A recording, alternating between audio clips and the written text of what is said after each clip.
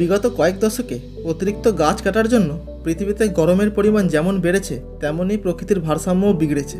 এর হাত থেকে বাঁচার একটি মাত্র উপায়, তা হলো বৃক্ষরোপণ, এবং এর সঙ্গে প্রায় সকলেই পরিচিত।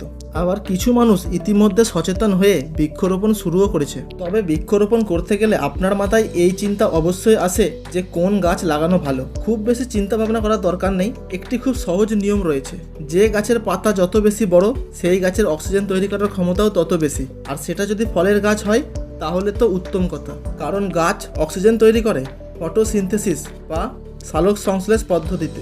আশা করি এটি অনেক ছোটবেলাতেই স্কুলের বইয়েই পড়েছেন।